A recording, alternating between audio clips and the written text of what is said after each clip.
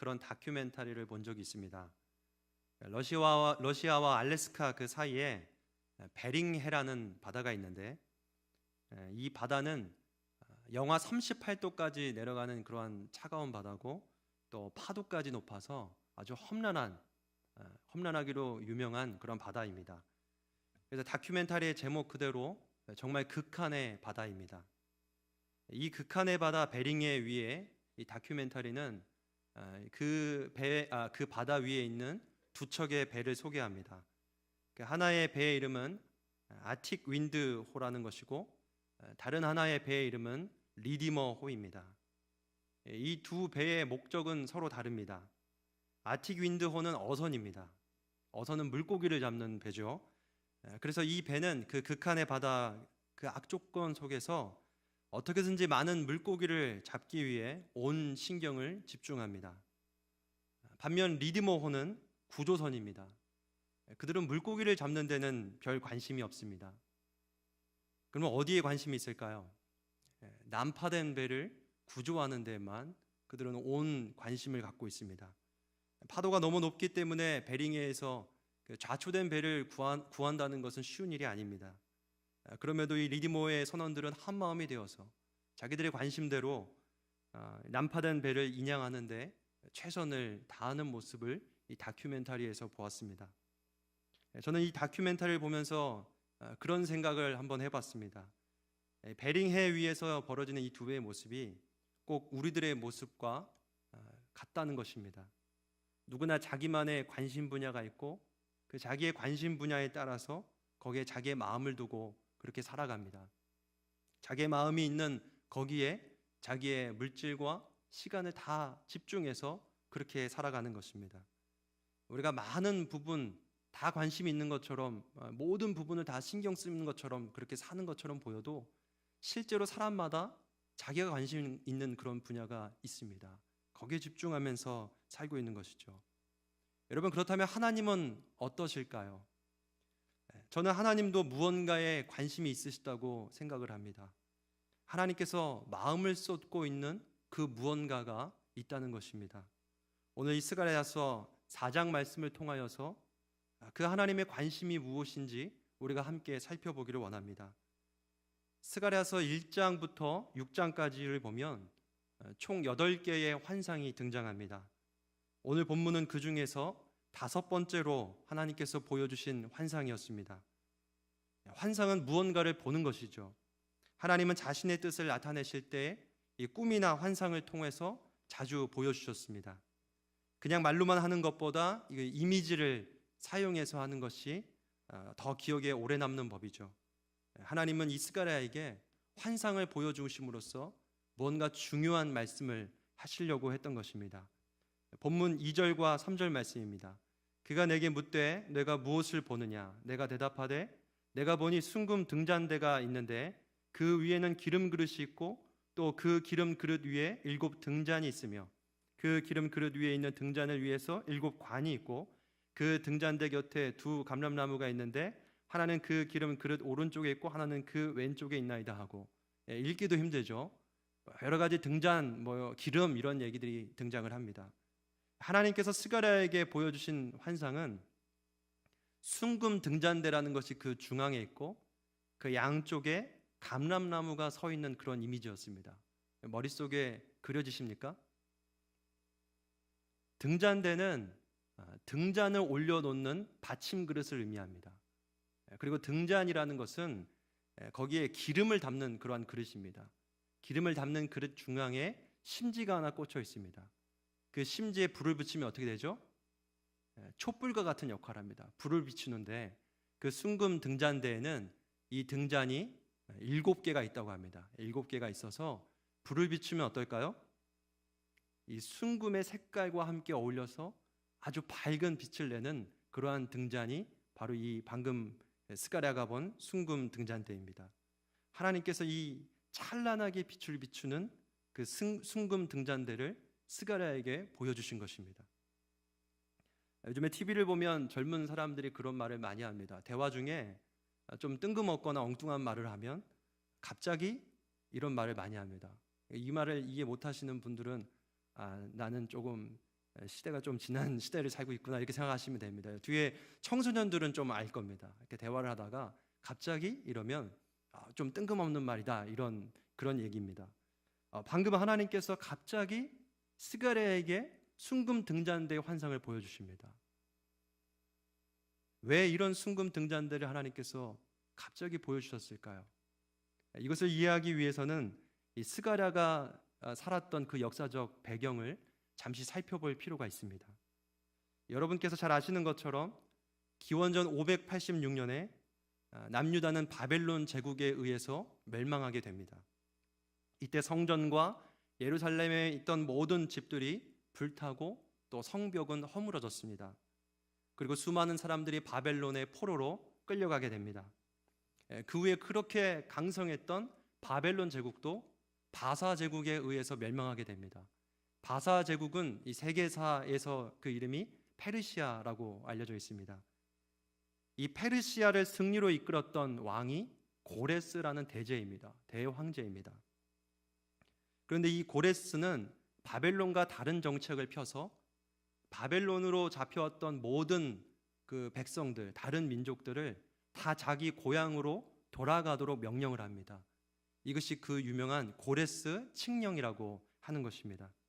이 고레스 칙령으로 기원전 536년에 1차 포로 귀환이 이루어집니다.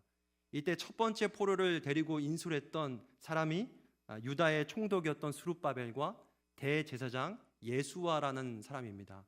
이 두 명이 사람들을 이끌고 포로들을 데리고 예루살렘으로 이렇게 돌아온 것입니다. 그리고 가장 먼저 했던 것이 성전을 재건하는 일이었습니다. 그런데 이 성전 재건 사업이 얼마 지나지 않아서 기초만 놓은 상태에서 그것이 중단되고 맙니다. 중단된 데에는 두 가지 이유가 있습니다. 첫째는 사마리아인들이 그 일을 방해했기 때문입니다. 사마리아 사람들이 성전 재건을 하는 그 사업에 자기들도 끼어달라고 요청을 했습니다. 그런데 그 사마리아인들은 종교 혼합주의를 그렇게 가지고 있었습니다. 종교 혼합주의를 갖고 있는 그들을 껴줄 수가 없었습니다. 그래서 이 사마리아인들이 자기들을 껴주지 않는다고 앙심을 품고 정치적인 음모를 꾸며서 이 16년간 성전 재건이 중단이 되게 된 것입니다. 그러나 이 16년 동안이나 성전 재건이 중단된 그 이유에는 사마리아인의 방해만 있지는 않습니다. 또 다른 이유가 있는데 이스라엘 백성들이 그 일에 무관심했기 때문입니다. 학개 선지자는 스가랴와 동시대에 활동했던 선지자입니다. 학개서 1장 2절부터 4절까지의 말씀을 보면 이렇게 말씀합니다. 만군의 여호와가 이같이 말하여 이르노라. 이 백성이 말하기를 여호와의 전을 건축할 시기가 이르지 아니하였다 하느니라. 여호와의 말씀이 선지자 학개에게 임하여 이르시되 이 성전이 황폐하였거늘 너희가 이때에 판벽한 집에 거주하는 것이 옳으냐. 당시에 귀환한 이스라엘 백성들이 성전 재건하는 일에 한마음과 한뜻이 돼서 같이 그 일에 참여했던 것이 아니라 아직 그때가 되지 않았다라고 말을 했다는 것입니다. 그리고 무엇을 했습니까? 판벽한 집에 거주했다라고 합니다. 판벽한 집은 넓고 화려한 집을 의미합니다. 자기의 집을 넓히고 자기들의 집만 꾸미는데 거기에 온통 관심을 갖고 있었지 하나님의 그 성전을 재건하는 일에는 무관심했습니다. 그래서 이 성전 재건이 16년 동안이나 그렇게 중단되었던 것입니다. 바로 그러한 시대적인 배경 속에서 하나님께서 스가랴에게 보여주시는 환상이 두 감람나무 사이에 있는 찬란하게 비추는 황금, 순금 등잔대였습니다. 그렇다면 이 순금 등잔대는 무엇을 의미할까요? 우리가 방금 살펴본 역사적인 상황과 또 스가랴서의 문맥을 고려해 볼 때 이 순금 등잔대는 무엇일까요? 바로 성전입니다. 이스라엘 백성 모두가 자기 집에만 관심을 갖고 자기의 먹고 사는 문제에만 그렇게 집중해서 살아가고 하나님의 그 성전을 짓는 일에는 손을 놓고 있을 때 하나님의 관심을 보여주신 것입니다. 하나님의 관심, 바로 이 성전을 회복시키는 것이었습니다. 찬란하게 빛을 비추는 그 순금 등잔대처럼 온 세계에 하나님의 영광을 드높일 성전, 바로 그 성전을 내가 회복시켜 주겠다. 하나님이 그 말씀을 지금 스가랴에게 하고 계신 것입니다. 그렇다면 누군가가 이렇게 물을 수도 있겠죠. 아니, 하나님, 아무도 성전에 관심이 없습니다. 아무도 그 성전을 다시 짓는 일에 신경도 쓰지 않고 그것을 중요하게 생각지도 않는데 왜 하나님 도대체 그 성전을 그렇게도 다시 세우려고 하시는 것입니까? 왜 성전을 회복시키려고 하시는 것입니까? 하나님께서 회복시킬 그 성전은 1차적으로 수르바벨에 의해서 세워질 성전을 의미합니다. 16년 동안이나 중단했던 그 성전 재건 사업이 곧 재개되어서 그 성전이 완공되게 될 것입니다. 그러나 그것보다 더 중요한 것이 이 성전이라는 것에 담겨져 있습니다. 성전을 회복시키겠다. 그 말은 하나님과 이스라엘 사이에 무너졌던 그 관계를 다시 회복시키시겠다는 것입니다. 성전이 무너지는 것은 무엇을 의미합니까? 하나님께서 그것을 떠났다는 것을 의미합니다. 그렇다면 성전을 다시 세우겠다는 것은 무엇을 의미합니까? 하나님께서 다시 돌아오시겠다는 것입니다.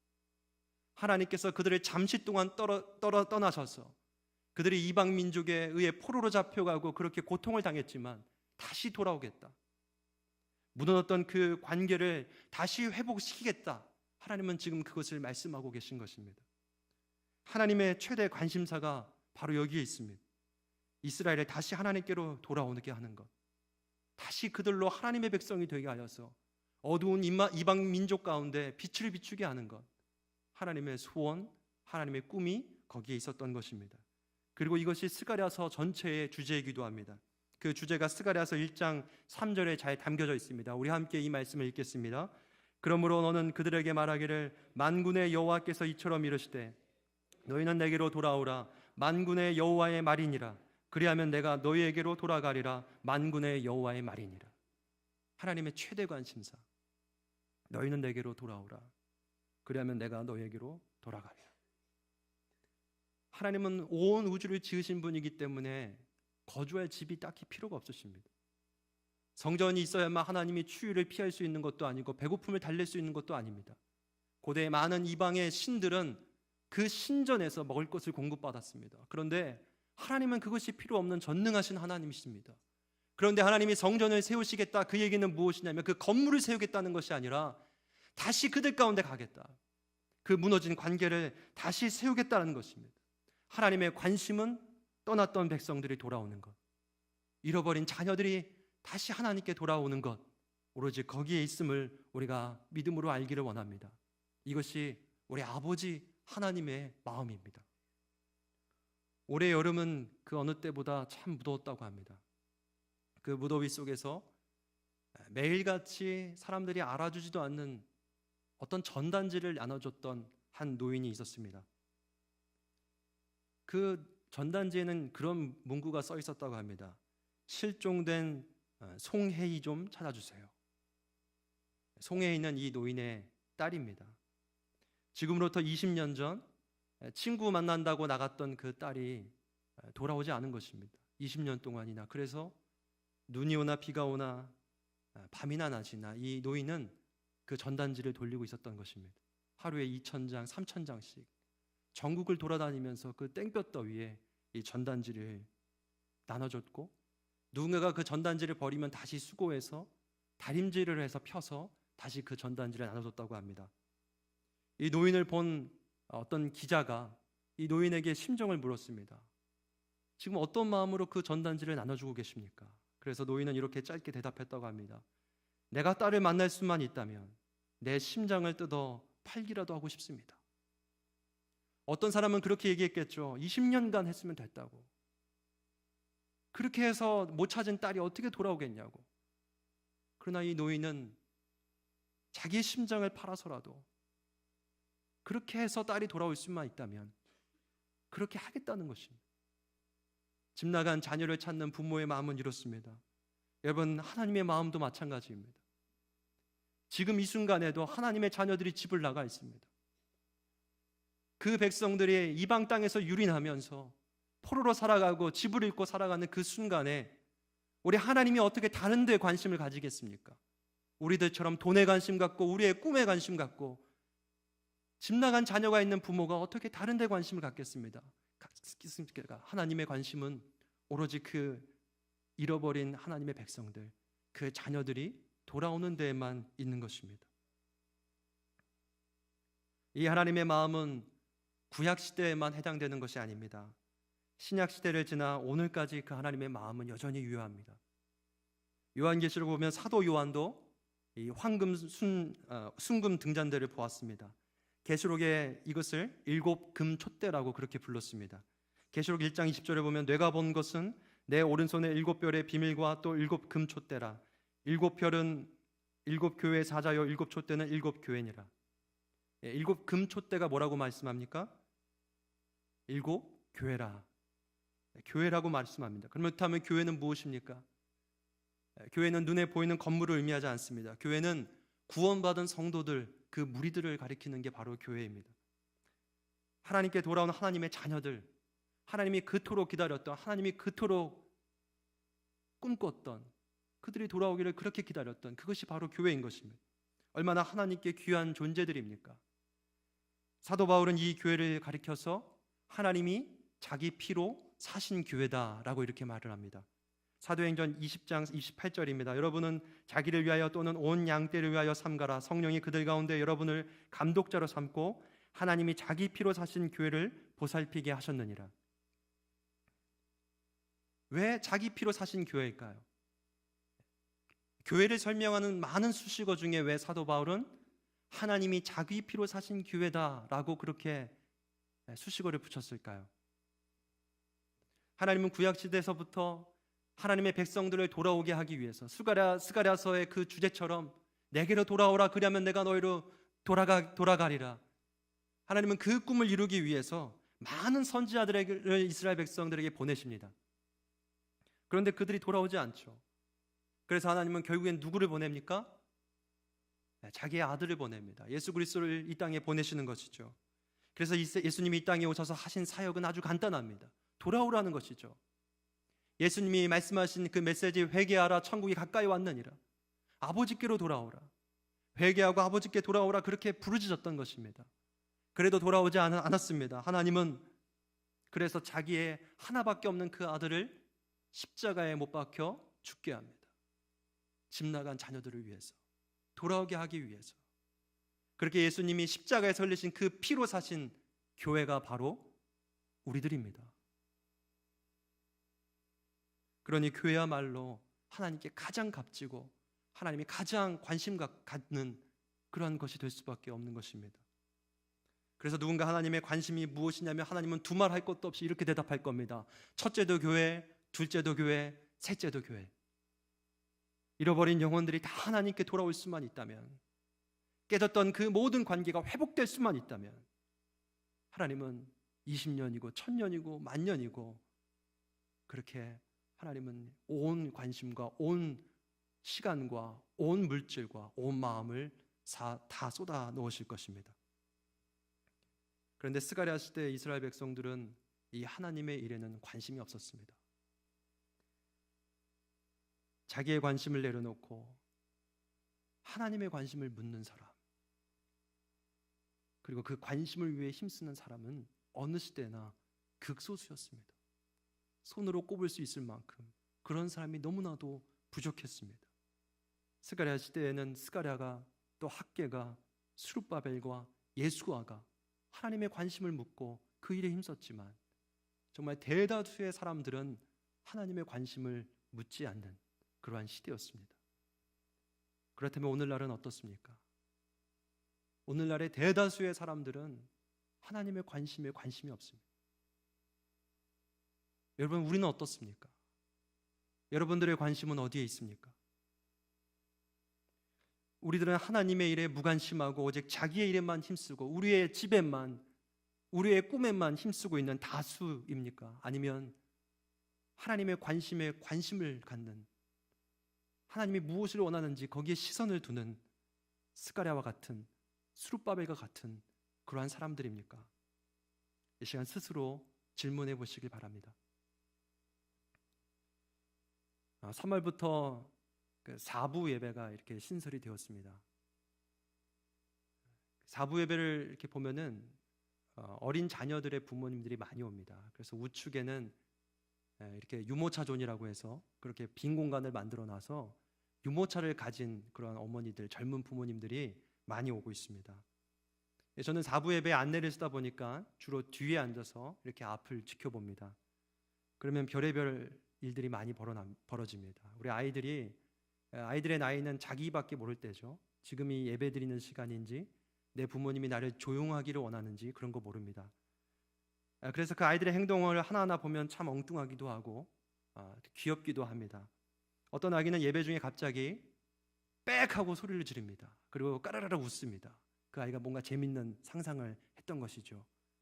그리고 갑자기 그 순간에 어떤 아이는 그 비전을 한쪽 끝에서 저쪽 끝까지 이렇게 활보하면서 뛰어갑니다. 그러면 엄마가 당황한 얼굴로 그 아이를 잡으려고 또 뛰어갑니다.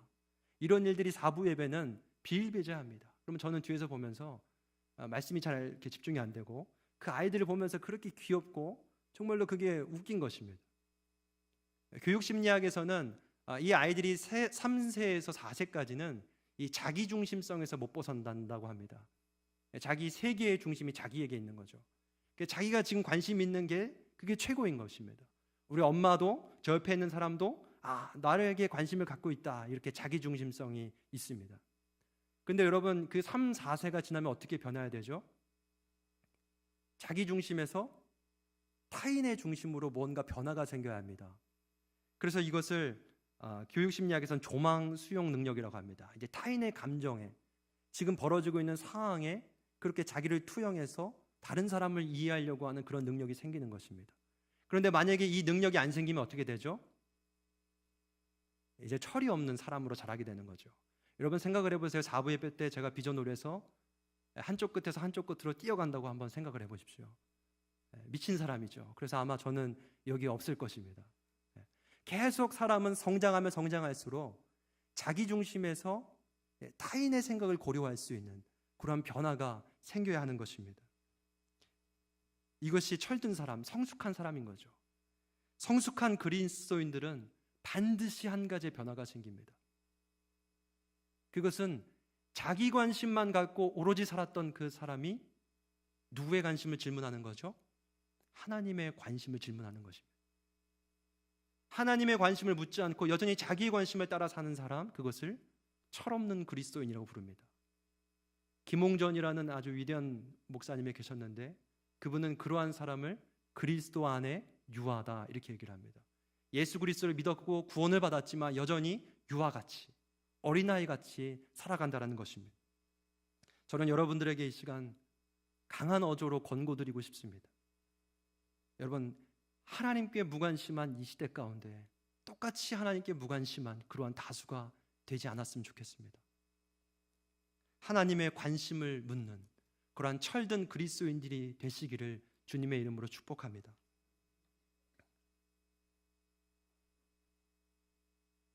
오늘 다시 본문을 보시면 이런 아까 봤던 그 순금 등잔대 양옆에 무언가가 있었습니다. 여러분 기억력이 좋으시면 그 대답할 수 있으실 텐데요. 뭐죠? 감람나무가 있었죠. 3절 말씀을 함께 읽겠습니다.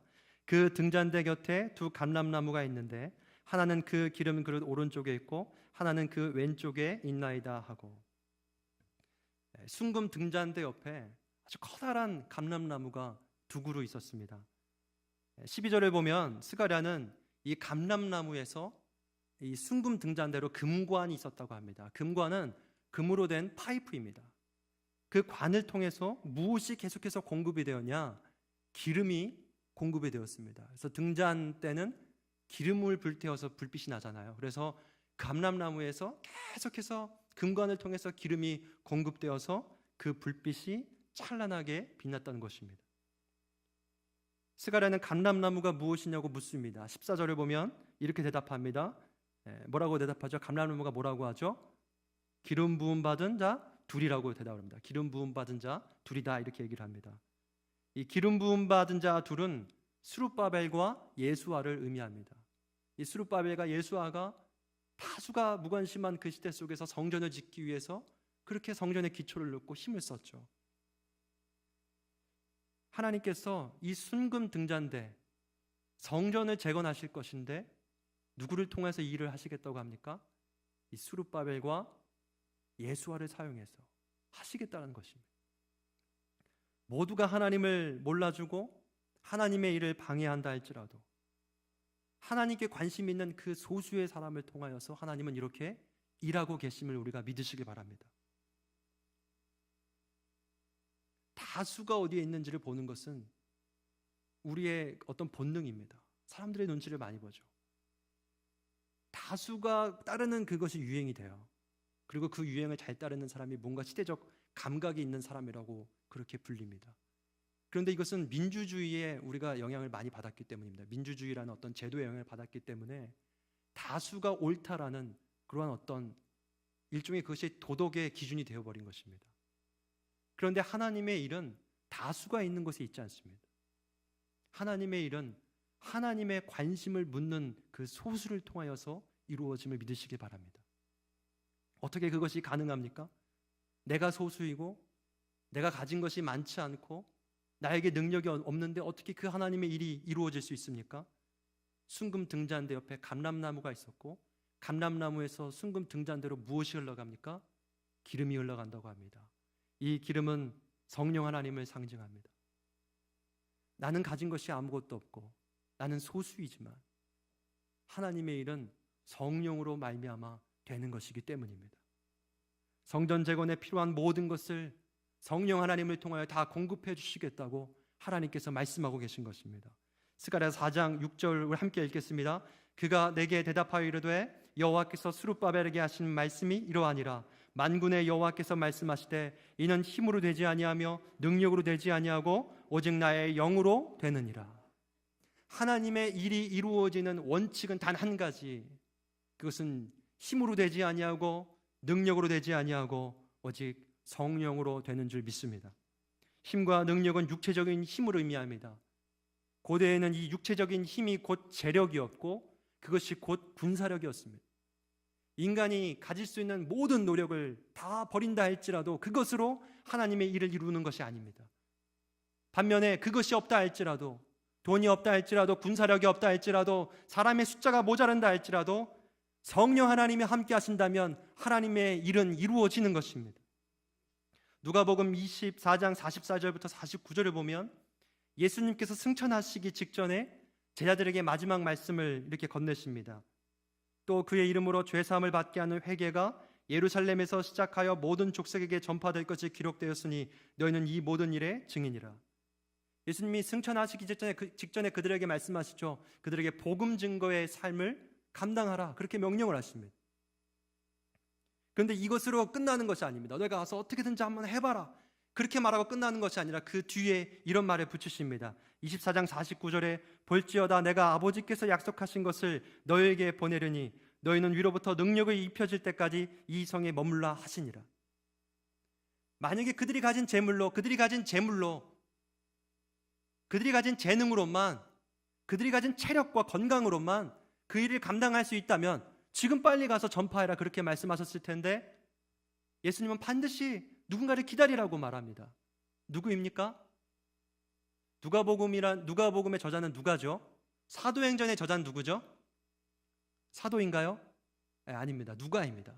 그래서 누가복음과 사도행전은 연결이 됩니다.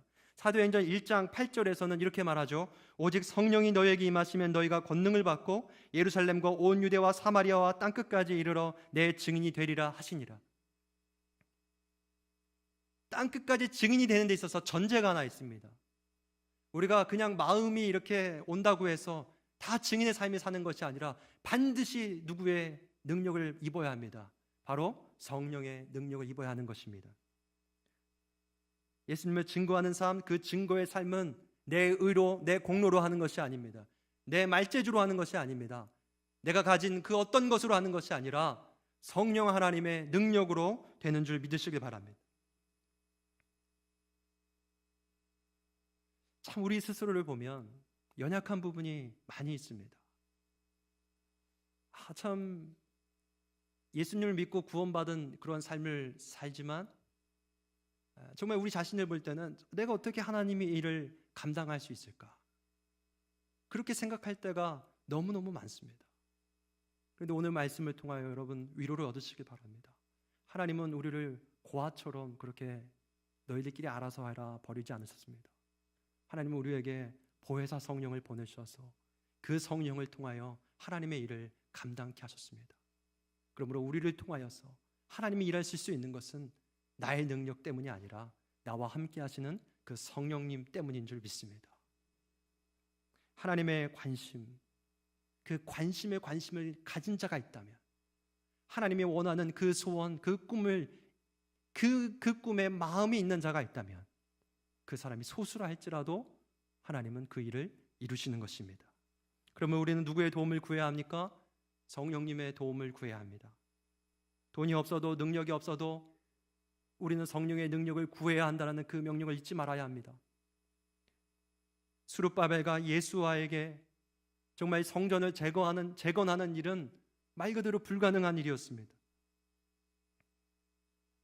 그 사마리아인들의 뒤에는 페르시아 정부가 있었습니다. 바사 정부가 그들을 지원하고 있었습니다. 어떻게 스룹바벨과 예수아가 어떤 힘으로 성전을 재건할 수 있었겠습니까? 이스라엘 백성들은 모두가 무관심할 때 하나님의 약속, 스룹바벨과 예수아를 통하여 성전을 재건하겠다, 성령으로 그 일을 이루겠다, 오늘 그 약속이 우리에게도 그대로 이루어지고 있는 줄 믿으시기 바랍니다. 우리는 10월 28일, 29일 새생명 축제를 앞두고 있죠. 이 영혼 구원, 이 새생명 축제는 하나님의 최대 관심사입니다.